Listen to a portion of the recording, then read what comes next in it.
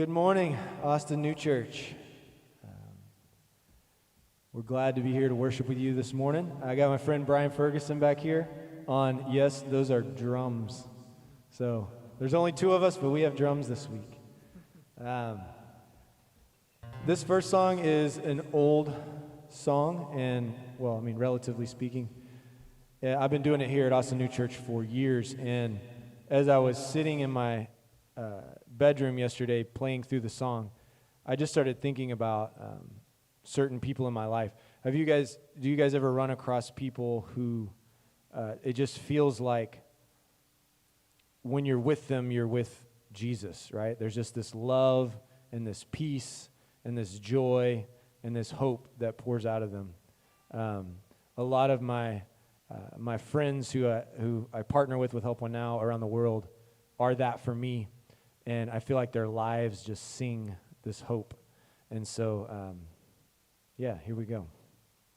1, 2, 3.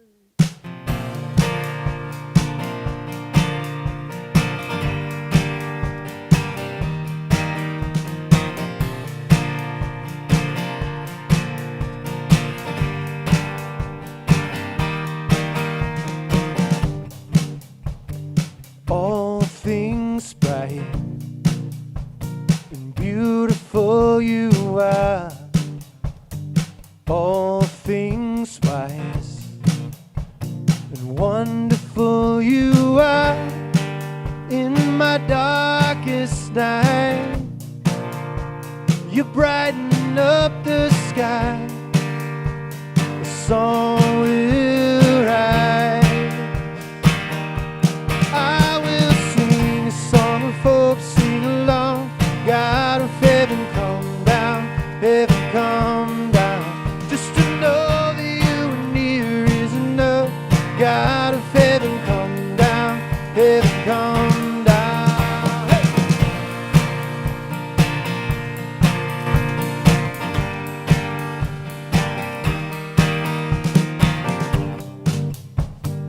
All things new,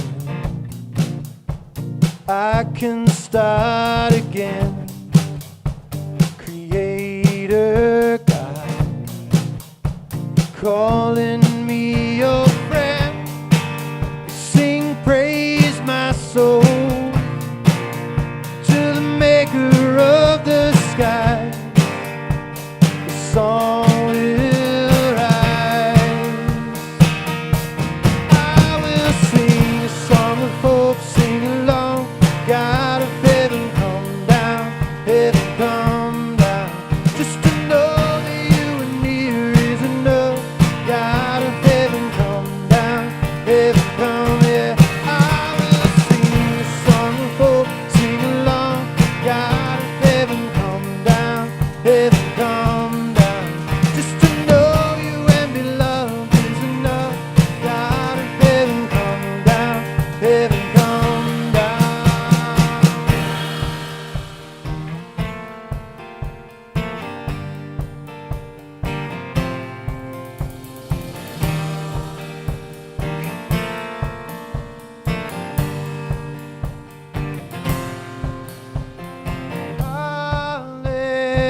Hallelujah, sing.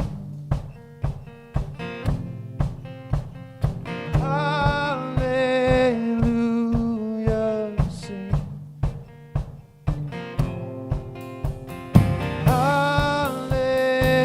Hallelujah, sing. Yeah, sing. Hallelujah, sing.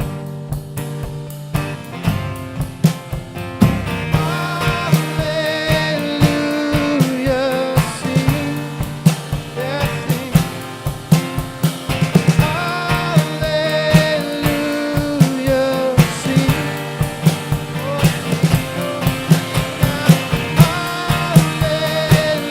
Hallelujah, sing.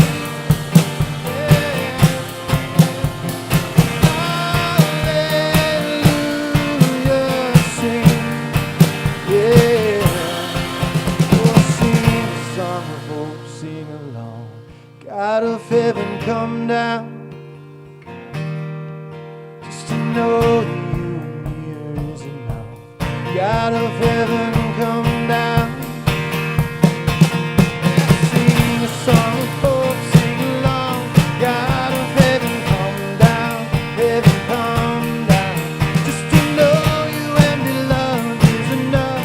God of heaven, come down. Heaven, come down.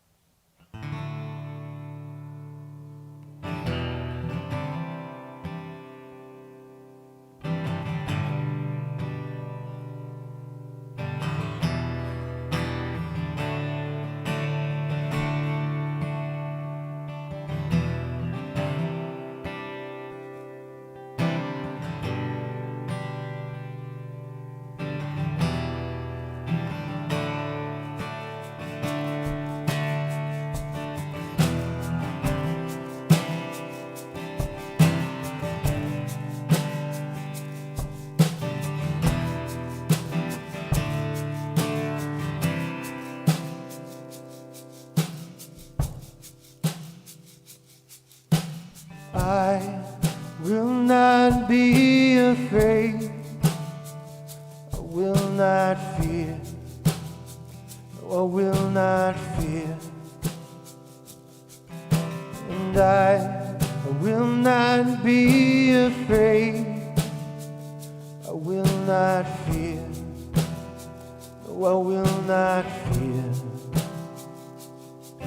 For you, oh Lord, are a shield about me. You are my glory. You lift my head. You lift my head. Oh.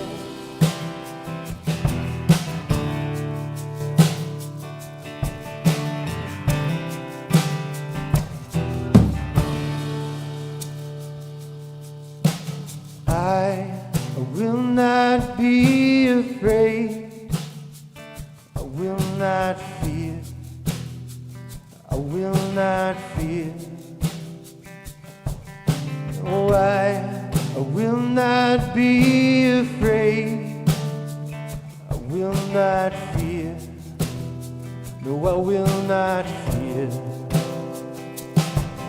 For you, oh Lord, are a shield about me. You are my glory. Yeah. You lift my head.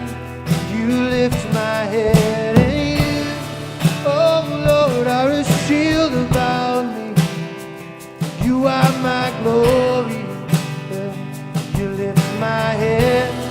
You lift my head. Oh.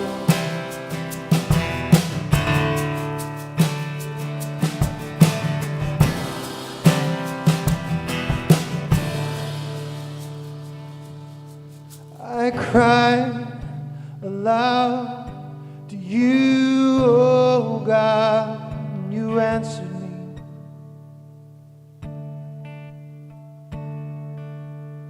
I cried aloud to you, oh God, and you answered me.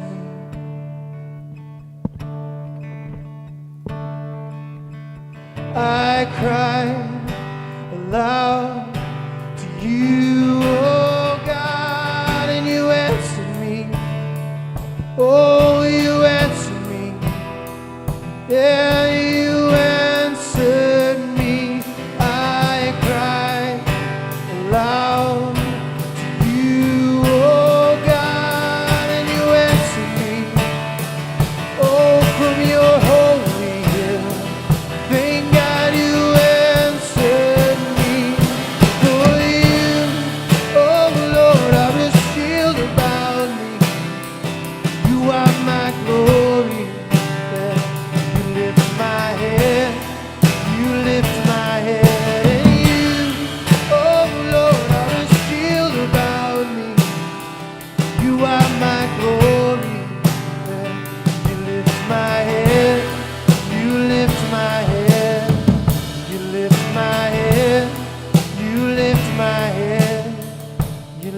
my head, you lift my head.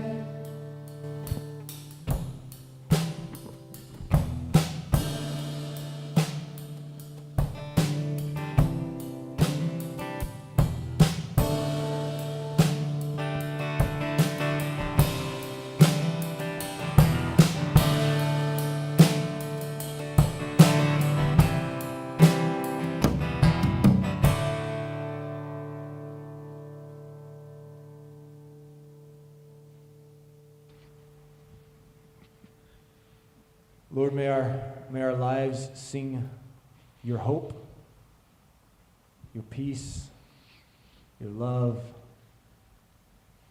your joy, your grace.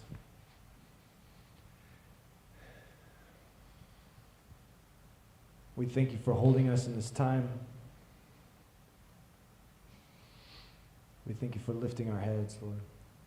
And as we continue in worship, as we open your word, may our minds be open, may our hearts be soft. In Jesus' name, amen. Amen. Thanks, Lamar. Thanks, Brian. All appropriately 6 feet away. These guys actually snapped a tape measure between their two heads. That's exactly 6. No, it's actually not true. Good morning, ANC. We have a real treat in store today.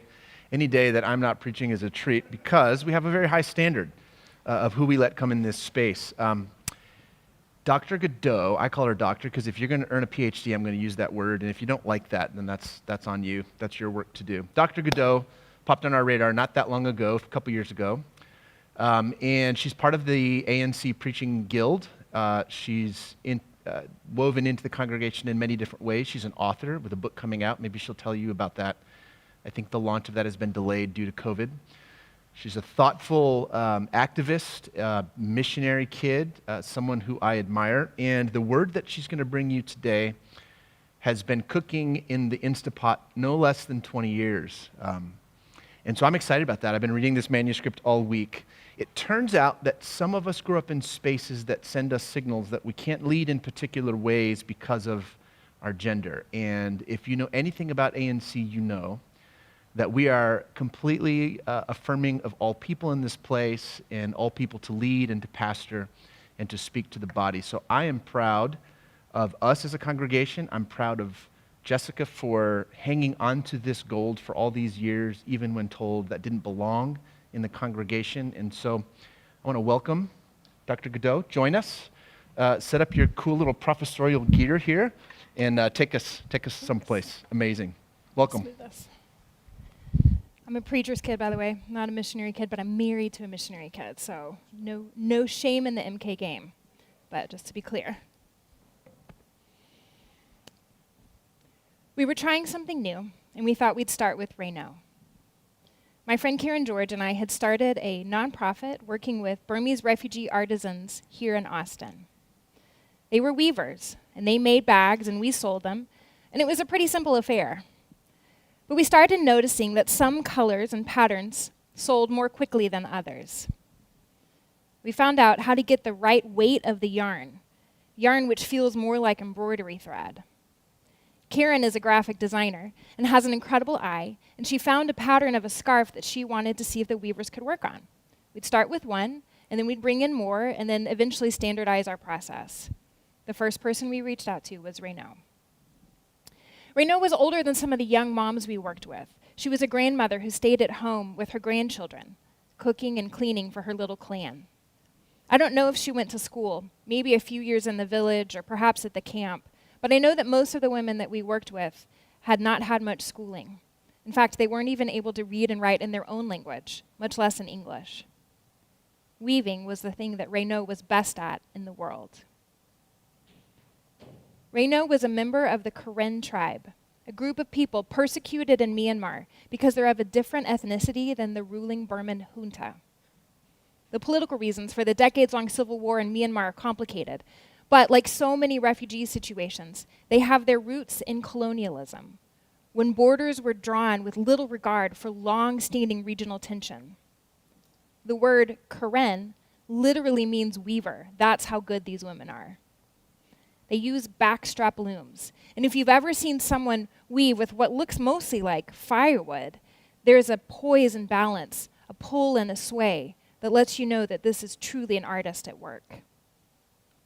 And Raynaud was a consummate artist. Karen took the skeins of yarn and printed up a picture of the pattern that we hoped Raynaud could emulate. It was a busy day at Karen's house, and her printer was running out of ink. It wasn't a big deal, just a couple of lines, and she thought nothing of it. She ran by Raynaud's apartment to drop everything off, like we had dozens of times before. A week or so later, she went back and found that in the midst of the olive, teal, and plum scarf, Raynaud had substituted pastel, mint, and lavender. It didn't match. To Karen, it seemed like the oddest flaw. It wasn't like Raynaud to ruin a scarf. When Karen asked her, Raynaud grabbed the now crumpled piece of paper, the photo where the printer ink had faded. She had replicated it perfectly with other yarn that she had on hand. We call this the printer stripe scarf. There were two, and Karen and I each got one. To this day, this remains one of my most prized possessions. This could be a story about artistry, and about the kind of artistry that it took for Raynaud to match this so beautifully. It could be a story about education, about what we take for granted when we glance at a piece of paper and we have our minds so full of technology that we understand without even thinking about it that it was just a printer running out of ink. But that's not what this story is about. This is a story about matching. Let's look at our Bible verses for this week. I've added a small paragraph at the beginning in chapter 4 of 1 Peter to what the lectionary asks us to focus on. I highly suggest you have this text in front of you, even if you just need to take a minute to go find your Bible or pull the app up on your phone. We're going to walk through this text step by step today. I'm going to read 1 Peter 4, 7 through 14, and 5, 6 through 11. So 4, 7 through 14, and 5, 6 through 11 from the NRSV. Pay attention to the word grace in this section. Who has it, who gives it, and how it functions in the midst of suffering. The end of all things is near. Therefore, be serious and discipline yourselves for the sake of your prayers. Above all, maintain constant love for one another, for love covers over a multitude of sins. Be hospitable to one another without complaining. Like good stewards of the manifold grace of God, serve one another with whatever gift each of you has received. Whoever speaks must do so as one speaking the very words of God. Whoever serves must do so with the strength that God supplies, so that God may be glorified in all things through Jesus Christ. To him belong the glory and the power forever and ever. Amen. And now, to verse 11. Beloved, do not be surprised at the fiery ordeal that is taking place among you to test you, as though something strange were happening to you. But rejoice, insofar as you are sharing Christ's sufferings, so that you may also be glad and shout for joy when his glory is revealed. If you are reviled for the name of Christ, you are blessed, because the Spirit of glory, which is the Spirit of God, is resting on you. Chapter 5, verse 6. Humble yourselves under the mighty hand of God, so that he may exalt you in due time. Cast all your anxiety on him, because he cares for you. Discipline yourselves. Keep alert. Like a roaring lion, your adversary, the devil, prowls around, looking for someone to devour. Resist him, steadfast in your faith. For you know that your brothers and sisters in the world are undergoing the same kinds of suffering. And after you have suffered for a little while, the God of all grace, who has called you to his eternal glory in Christ, will himself restore, support, strengthen, and establish you. To him be the power forever and ever. Amen. I'm not sure there could be a better book for this time than 1 Peter. Jason told you in an earlier sermon that I've been the 1 Peter apologist in the Preaching Guild. I love this book. I come back to it frequently. I spent some time studying it recently with my favorite theologian, my mom, and she summed it up beautifully. This book is about how to live courageously in a world that is hard not just for a short season, but for a long time. It is about how to turn suffering, day in and day out, into perseverance. Before I get back to my story about Reno, I want to tell you an odd quirk about myself. In college, I learned that I have something called synesthesia. It's a neurological condition in which information is perceived by more than one sense. For me, it's almost entirely around sight. When I hear music, sometimes when I smell or taste something, I see colors and shapes and textures in my mind. I associate people and letters and numbers and ideas with particular colors. Until I was in my late teens, I thought everyone also saw their friends as topaz or ruby or heather green, or fell in love with the navy blue depths of someone's ideas. My mind is an ever-shifting kaleidoscope, depending on the background noises or the people around me. Now that I know that this is not the way that everybody sees things, I recognize the beauty of my inner world. I wrote a paper in college about synesthesia around the time that I was taking Koine Greek for my Bible minor at Abilene Christian University. To be clear, I was an English major and a Bible minor, so yeah, super employable. But I loved Greek. I still love languages. Who doesn't love conjugating verbs? Is there anything more satisfying? I don't think so. In my advanced Greek class, we got to pick a section of the New Testament to translate, and I picked 1 Peter 4, 7 through 10. I'll recite it for you again in the NIV, which is how I memorized it. The end of all things is near. Therefore, be clear-minded and self-controlled so that you can pray. Above all, love each other deeply, because love covers over a multitude of sins. Offer hospitality to one another without grumbling. Each one should use whatever gift she has received to serve others, faithfully administering God's grace in its various forms. The word various in this verse in Greek is poikilos.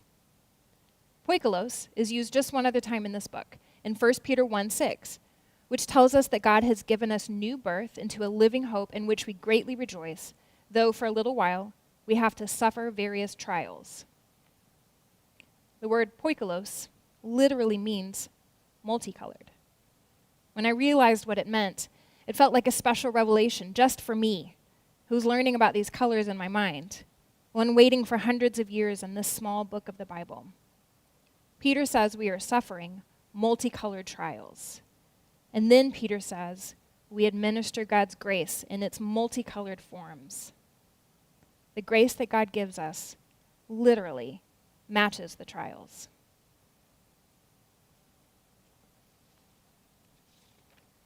We are suffering right now. That much is clear. Peter tells us not to be surprised, but we are. We comfortable Americans are not used to this. And we who swing somewhat left tend to play the suffering Olympics. I'll admit I've been guilty of that myself. Yes, we're suffering, but this is nothing compared to what my refugee friends or the women I love who are living with cancer, my friends with medically complicated kids have been through. And for many of us, that remains true. Checking or complaining can be a necessary corrective to our American habit of assuming that what we're going through is the worst or the most or the biggest. But in identifying our privilege and our luckiness, we also sometimes move so far that we don't allow ourselves to be sad about sad things. A friend who is one of the most gifted pastors I know texted me the other day when I told her I was feeling sad about how this pandemic impacted the book I've spent the last 4 years writing. It was supposed to launch in April, and now it's coming out in August. It wasn't supposed to be this way, she told me. It's okay to be sad. I burst into tears, which I don't do a lot. I needed someone to say that for me. And so, I'm going to say that for us. College and high school seniors, it wasn't supposed to be this way. You had plans and parties and last goodbyes, and they were washed away by this pandemic. 8th graders and 5th graders and kindergarten graduates, you worked so hard. It wasn't supposed to be this way. Restaurant owners and filmmakers and musicians, in a city where creatives and foodies thrive, who could have predicted it would all come to a screeching halt? That careers would be wiped out, and entire lifetimes of work lost, and venues that hold so many precious memories to so many of us would close their doors forever. New hires and academics, people moving into other industries or finally making career changes, people whose jobs seemed stable until from one day to the next, the ground shifted exponentially. We recognize your disorientation. New moms who could only have one other person in the hospital and who had always envisioned that your mom would be in the room, or your sister and best friend would be standing outside with balloons and tears. A pandemic was not in your birthing plan. Those who cannot grieve their loved ones because we cannot have funerals right now, you I hold the closest to my heart, because what has been lost will never come again. Those who would do anything for a hug, or those who would do anything for 5 minutes without little hands on your body. It's all too much. Those whose visa applications have been denied or delayed. Those whose loved ones are no longer a flight away, but across the world for what may be weeks or months or years. Those who have to go to the hospital anyway because the treatment can't wait anymore. Those whose dreams crumbled like sand in your hands. It wasn't supposed to be this way. When I say it was not supposed to be this way, I mean we did not envision this. We had plans, and this suffering was not in them. That's always the way of suffering. It's the surprise of it, the gut punch suddenness that makes it so unbearable sometimes. We grieve what we thought we knew, and that's okay. And then we turn to what God intends in us through this fiery ordeal. Peter knows what it's like. He is speaking to a church that needs a handbook on how to live courageously in a world that thinks they are bananas at best and dangerous at worst. They are anxious and worried. Their fear is a dark cloud. Their minds are in tumult. They can't see a way forward. Be clear-minded, Peter tells them. Pray. Wrap each other protectively in warm, enveloping love, the kind of love that generously looks past the shadow sides of yourselves. Open your homes, or right now your backyards and your DMs and your Zoom windows to each other, without fussing, which is not always easy. Use what gifts you have to serve others and receive other people's gifts. This does not mean, like I was once taught, that each of us have one or maybe two spiritual gifts that we offer the world. For 2 years, Jonathan and I, my husband and I, were youth ministers in Brazil, and we gave a spiritual gift test to the youth group because it was trendy at the time. And then we watched as some young men said, "Oh, I'm not going to clean up after youth meeting. That's the job of the people whose gift is service, and my gift is teaching, so I'm just going to tell y'all what to do." That did not last long on our watch, and that is not what Peter is talking about. The story about Renaud is a story of someone who had a gift and who was ready when the time came to use that gift with what was placed in front of her. In my life, the grace that has matched this particular trial includes a husband who dug deep into our own issues years ago through good counseling when we first entered the trauma and joy of adoption, so that we now have a lot of tools on hand with us as we shelter in place together for weeks on end. Every day is not perfect, but I cannot overstate the grace of how much better we are now than we might have been a decade ago. That hard work is showing up for us in this season. Another grace is that pastor friend who knows me to my core and knows that I often turn my feelings into action and rarely stop to grieve. It was pure grace that she stopped me in my tracks with, "Hey, it's okay to be sad. It wasn't supposed to be this way." Because she knew I needed to feel my feelings and rage cry about a pandemic that has taken so much away from so many of us. And that grace has looked like a community that has grounded and rooted us with so much joy. So that when a friend from my past called to say, "I think I'm queer, and there's no room for that in my church tradition," I could stay up late talking and send them to loving people and tell them with all joy, "You are perfect. You are loved. You are exactly who God made you to be." And there is grace in waiting almost 2 decades to preach a sermon about the word multicolored that I discovered hidden in my favorite Bible verse in a Greek class in which I had no hope of preaching because of my gender. Peter tells us, we are the stewards of the multicolored grace of God. Stand up, reach out. It is time that we serve one another with whatever shade of grace is ours to give. We need that grace now. As Americans, we're trained to expect happiness almost from birth, but as Christians, we should know better. The question has never been if, but when we will suffer. Suffering, Peter tells us, we should rejoice in because it brings us closer to Christ. I struggle with this, rejoicing in suffering. I can complain about it, I can rail against it, but to rejoice in it is one of the counterintuitive things of the upside-down world God instituted through the suffering of God's Son. Peter's formula at the end of the book in chapter 5, tells us, step by step, what to do. First, we embrace humility. This one is hardest for me. For many of us right now, me included, this might be taking on work we didn't really want, and doing so willingly and without complaining. It's washing the dishes again for the 1,000th time, folding yet another basket of laundry, and doing neither of those things passive-aggressively at your spouse or partner or roommate. It's realizing that the work of building your character and your true self is more important than doing things others will perceive as enviable or admirable. It's adulting, even when you don't want to, because the world could use more plain old adults right now.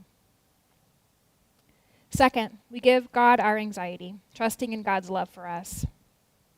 This does not negate the need for good therapy and good medicines, as so many of us were incorrectly taught. Therapy and meds are definitely graces. But it also means living in the past, present, and future tense knowledge of God's presence. God has been, God is, and God will be with us. We trust God now with our health and safety and economic security in a way that feels new and frightening to many of us. Peter does not promise answers. Instead, he promises love. I don't know how to describe this well if you've never experienced it. God's love becomes the answer. The questions are the things that change inside of us. Third, we remain disciplined. Now, I love a good glass of whiskey and a rom-com movie at the end of the day, but the desire to escape into addictions is particularly high right now. You and others in your life know what that looks like, whether you're taking a minute to catch up with yourself or masking your own pain with alcohol or other forms of escapism. Be vigilant. We don't want our fear and pain to devour us right now, but we stick our fingers in our ears and ignore them. Finally, we remain steadfast and pray. We feel our feelings.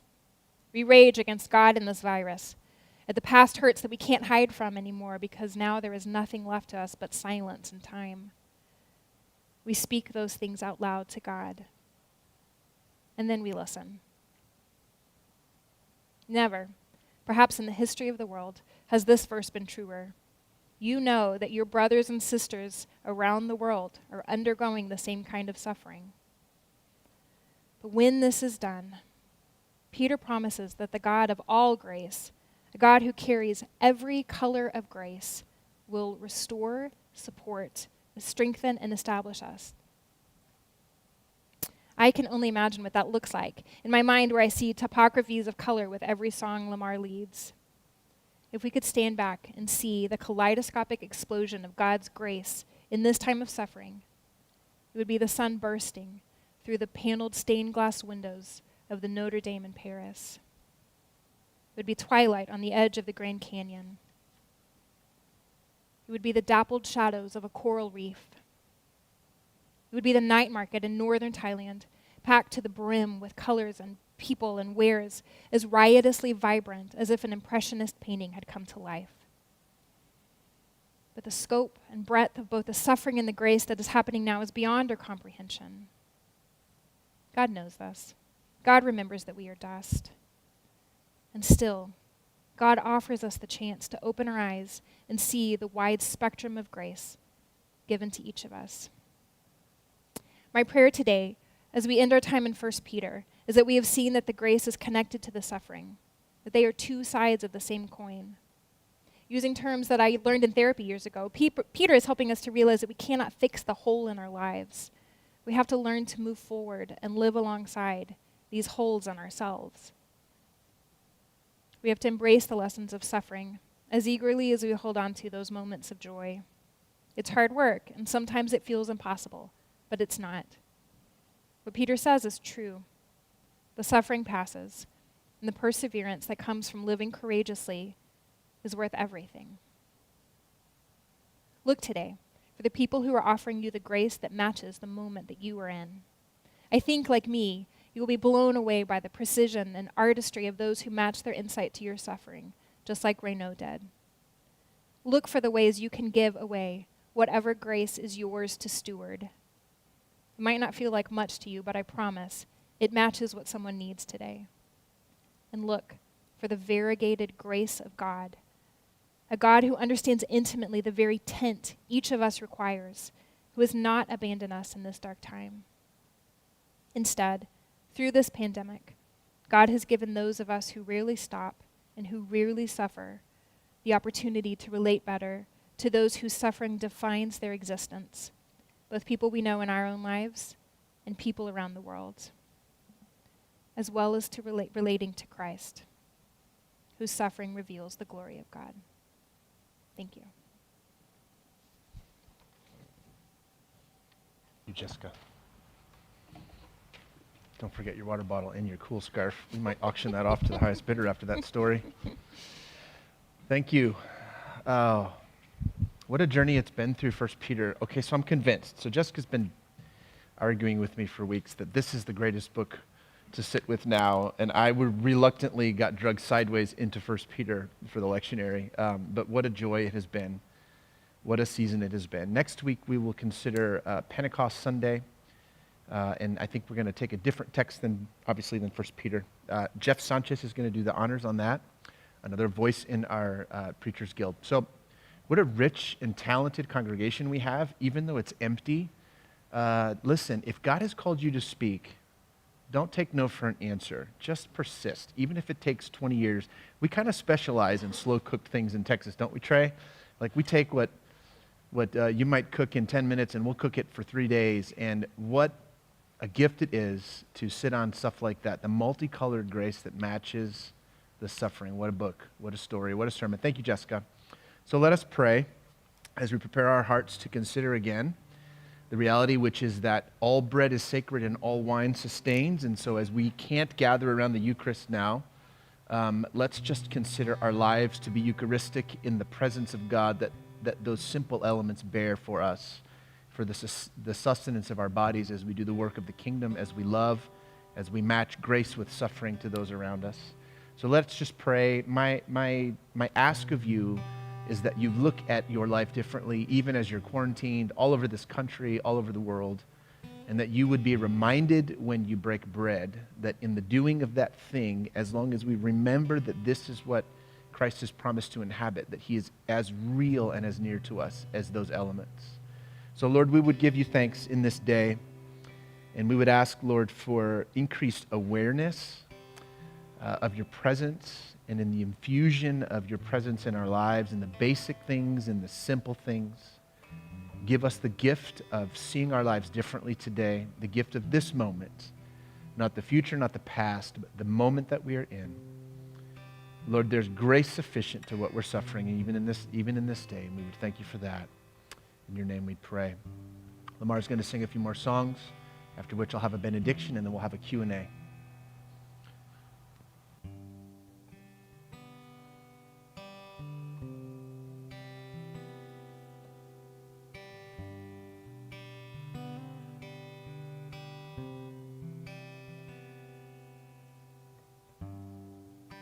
Worthy of every song we could ever sing,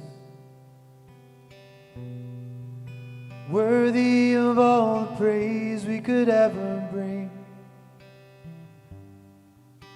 worthy of every breath we could ever breathe. We live for you.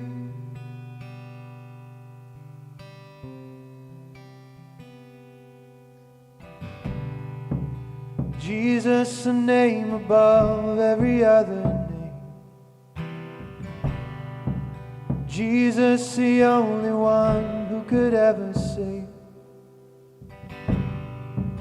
Worthy of every breath we could ever breathe, we live for you.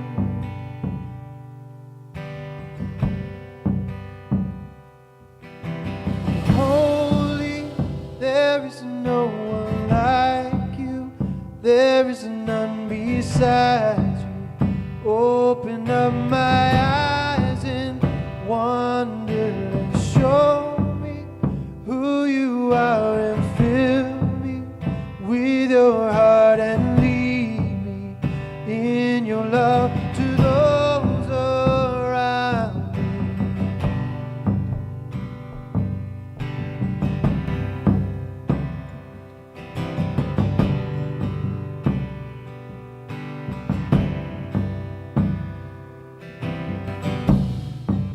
Worthy of every song we could ever sing,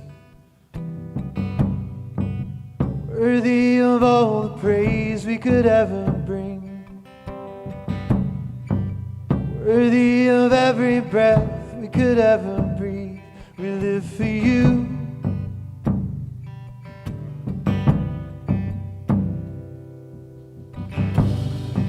Jesus, the name above every other name.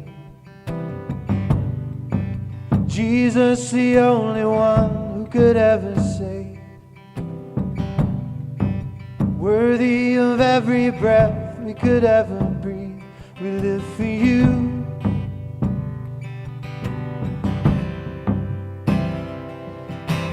Holy, there is no one like you, there is none beside you. Open up my eyes in wonder and show me who you are, and fill me with your heart and lead me in your love to those around me.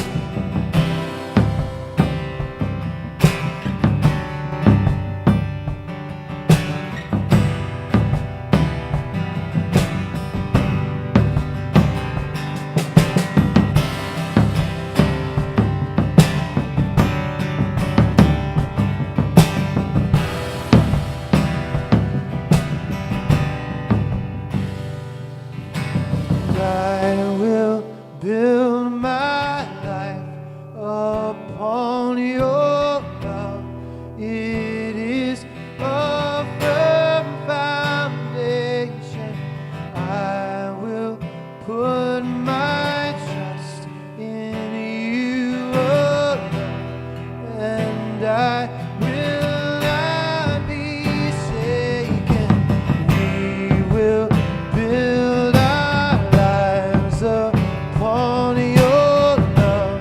It is a firm foundation.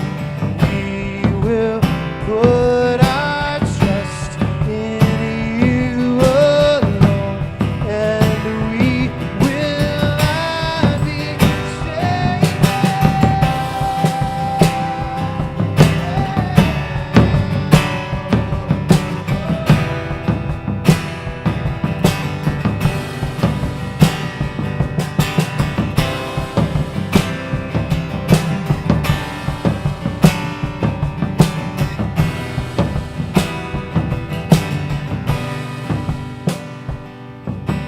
I will build my life upon your love.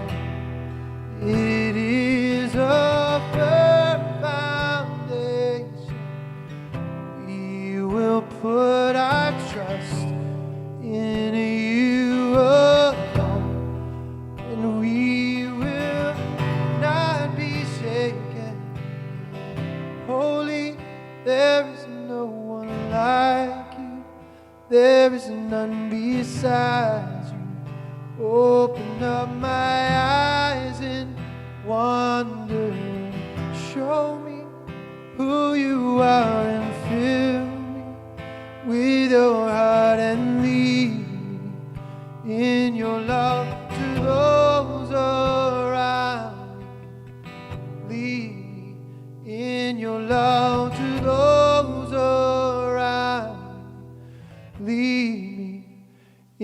your love to those around me.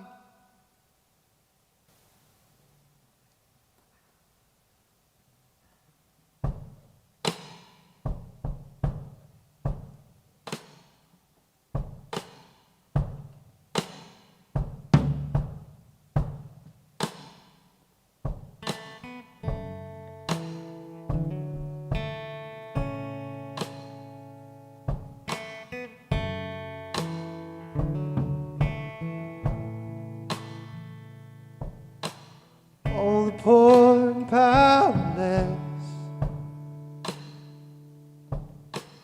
all the lost and lonely, all the thieves will come confess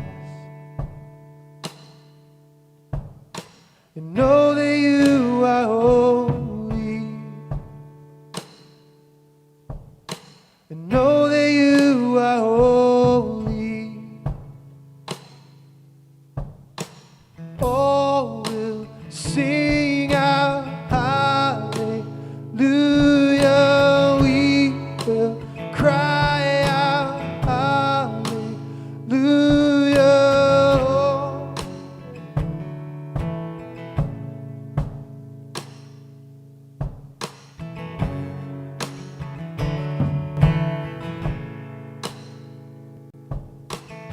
All the hearts who are content, and all the feel unworthy, all who hurt with nothing left, will know that you are holy. Oh, we'll sing out hallelujah. We will cry out hallelujah. Oh, we'll sing out hallelujah. We will cry out hallelujah. Oh, yeah.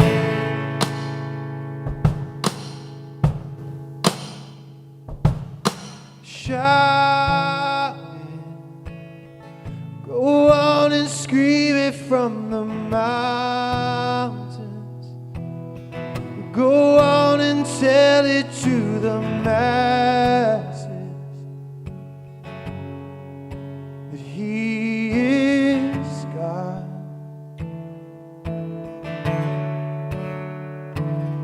Yes, go on and scream it from the mountains. Go on and tell it to the masses. He is God.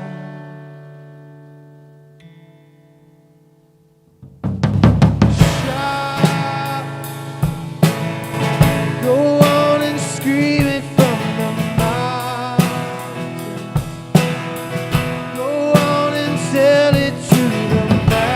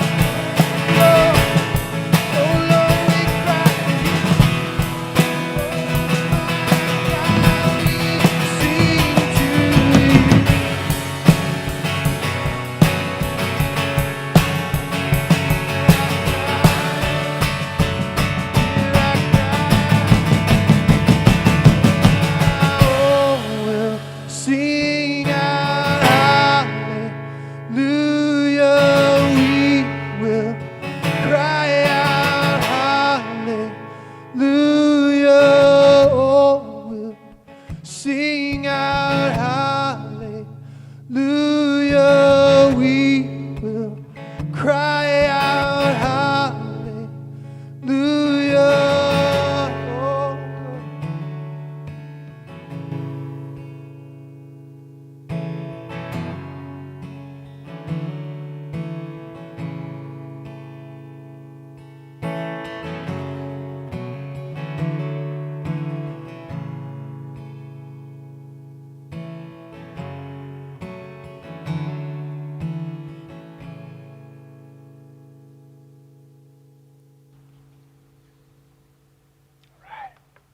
All right. Thank you, guys. Lamar and Brian. Okay, so here we are at the end of another ANC service. If you want to stick around for a Q&A, Trey and I will be addressing our response as a congregation to the presidential, encouragement or admonishment that all faith communities begin to regather immediately. We'll talk about that, some of our ideas about what's next. You can send your text questions to 512-200-8729. If you're interested, let us know where you're writing from and what your question might be. But as we go back as we remain in our worlds as they've been newly configured by this virus, these words of benediction. In a small preamble here, Mark is on vacation this week, so these are my thoughts, and Carissa's, related to Jessica's sermon. So these words. Church, trying to make sense of her suffering, deep inside you where wheels turn and gears softly grind while others sleep, there is a gift, an answer, a definition being forged in heat and pressure, but it's not for you. Also deep inside you where hunger and longing feels like they're recreating the world, there is a map with a key, a glossary of new definitions to help it all make sense, but it's not for you. The sadness you carry alone has a matching grace hidden in someone else. You won't find it in yourself. That's where their grace lies. As we go from this place, may we engage one another with the curiosity of children, sharing what we've learned and what we suffer, allowing the colors of grace to weave it all together. Go in peace. Blessings. All right. Nice job. Let's mix it up. You sit I'm going to be on this this side. side. Okay, sounds good. Where's my chair? I got my chair. Don't touch my chair. I got my chair. Thanks, guys. Well done. Glad you're here, Brian. Thanks, man. Yeah. Here we are. All right, so What do we got? Pop your How you phone doing? out so we can. I'm good. good. I'm real good. It's always fun to. Reconnect. I don't Yeah. feel like I miss you at all because I see Not you every really. week. I wouldn't miss you anyway. Right. Just saying. All right, so we're open. Text line again is 512-200-8729. So what were your thoughts immediately when you heard the proclamation of churches reopening? Yeah, I heard it a little bit late. I wasn't surprised. I think as I read it, it felt like what I had been waiting for. I've been saying for a while that I think the sequence of relaunching is going to be far more complicated and tedious than the decision to close.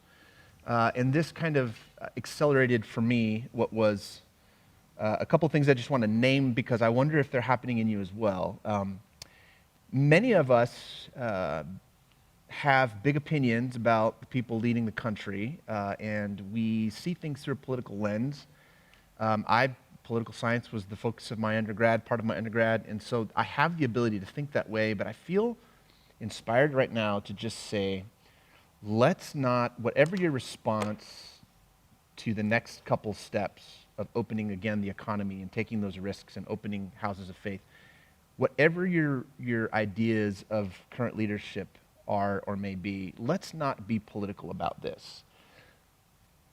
Any president, whether your president would have been elected or not, would be hankering to open up this economy. Let's be honest.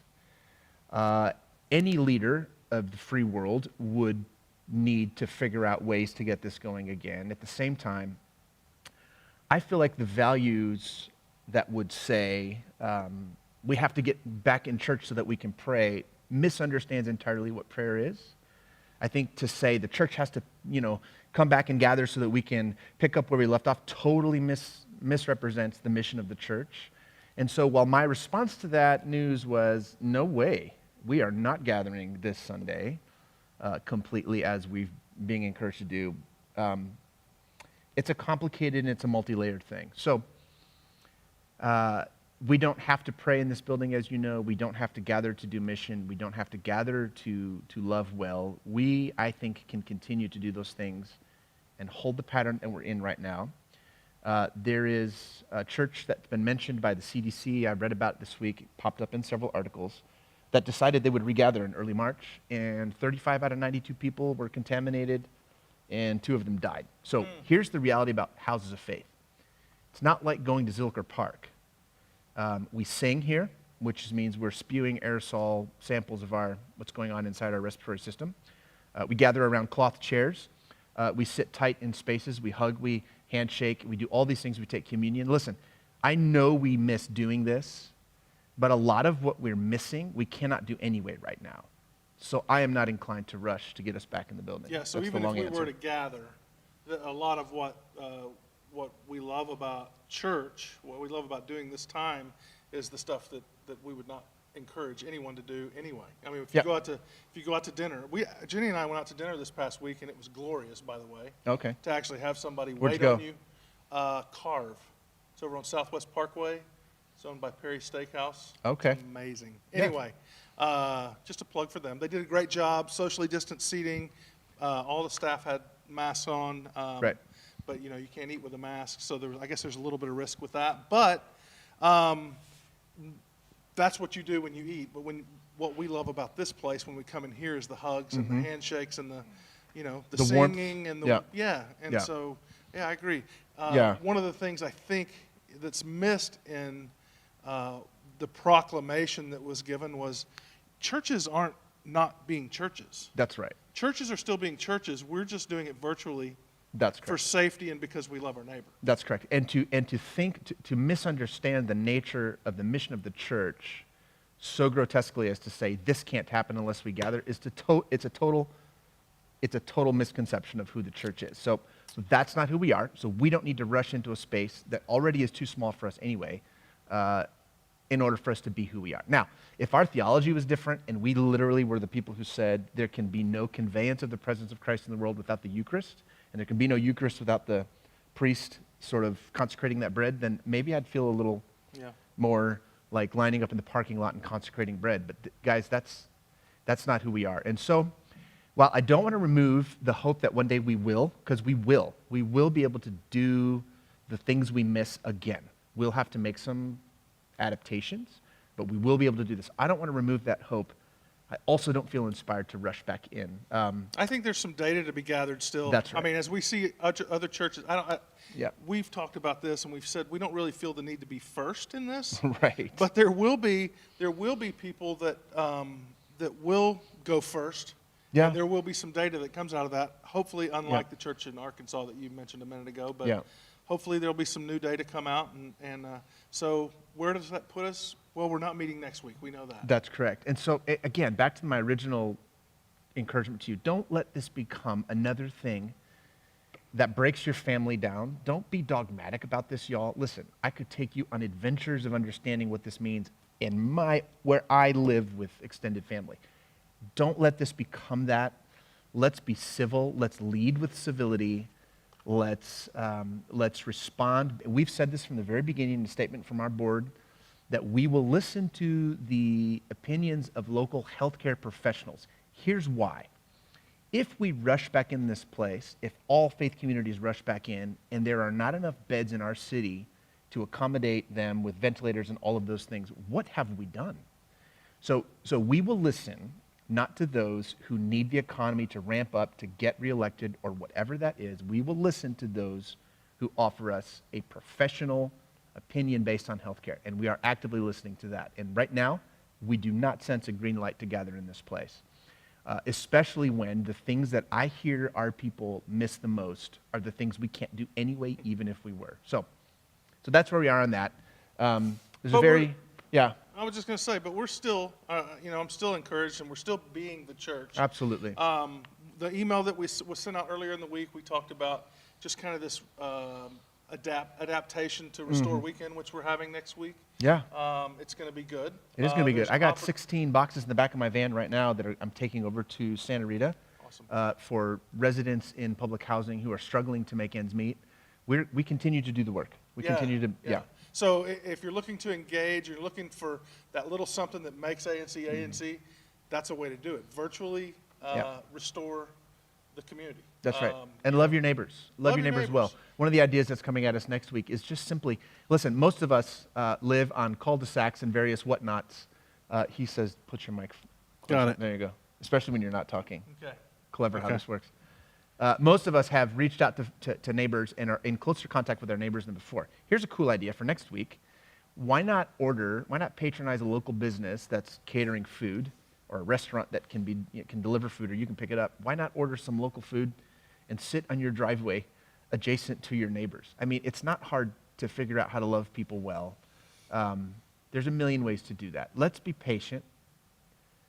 Let's learn the lesson that the great pause is delivering us. I wonder if we began to enumerate the things we have learned during this time, if we would ever get to the bottom of it. Let's not waste this time with our families, with the ones that we are closest with. Let's not waste this time hankering to get back to where we were. There will be no return to the way things were, y'all. Let's get that deep in our system. Let's recreate a world based on what we can learn and what we can know now. And so we're just resolved. We're resolute around that. So I hope you weren't waiting for us to say, jump in your Prius and come and see us next week. Don't do that. Don't do that. That's my favorite little one-liner. Yeah. All right. Two people asked the same question. Okay. And I'll let you answer this. Did Carol Baskin kill her husband? No, never mind. I have absolutely no idea of what you speaketh. Never mind. Actually, the question was, will we continue the live streams when when this is over and whatever? Actually, Come here. You come here. Yeah. we began the Just your live face. stream Just bring your face. Come around here. back in January. Yeah. Put your Prior face to right here. COVID, prior to us knowing this was going to happen. So the answer is yes. We have Jacob Leyenbauer, who is overseeing this area of our ministry now, and we are going to resource it. We're going to equip it and hopefully make it better. He made it better from 3 weeks ago to 2 weeks ago. We are and committed to this, y'all. We are committed for so many reasons. Number one, because we don't have to work any harder to do this with the camera versus a room full of people. And there are people in Australia now who say they need to hear what's coming out of this little pulpit. There's no reason to not do this.